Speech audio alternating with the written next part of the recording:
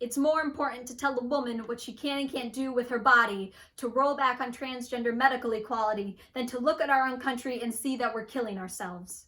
Our selfishness and greed, our need to be above, to boast and brag through loud voices that we're the best. But let me test your knowledge and humor me when I ask what America is number one in. Because it's not in education or healthcare or employment rates, it's in the dollars that our incarcerations make. We care more about filling prisons than filling jobs, where we rob teachers of their salaries and tell girls to eat more calories, but not too much, because then you'll no longer be a 10. We're divided and crude. We're more often rude to anyone and anything. And believe me when I say there is no chance to not pick a side. The gray area is no more, because that is treason and this is war. But for what? America? Let me say this as one girl's opinion. America is a wonderful place to be born in, but we have dug our own grave from the power we crave in the trench between our two sides.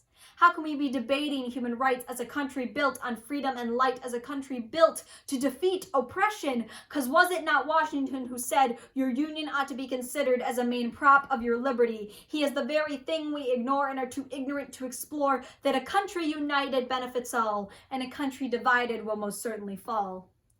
We are not an equal country when we can name off all who are no longer with the living in this past year alone, knowing that their bones are buried for nothing more than the melanin they carried in their skin.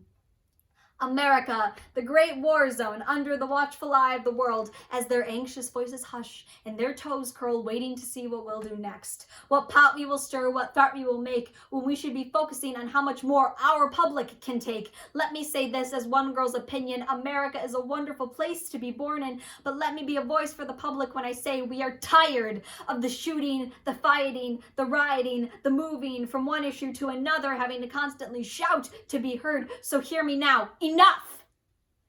End the oppression, the sexism, the homophobia, and the xenophobia, racism, and misogyny. End the hate and end the threats, end the neglect against our vets. Help the poor and mentally ill. Stop arguing and sign the bills that will guarantee all people are created equal. Sign what will say we can all have justice, because we all deserve life, liberty, and the pursuit of happiness.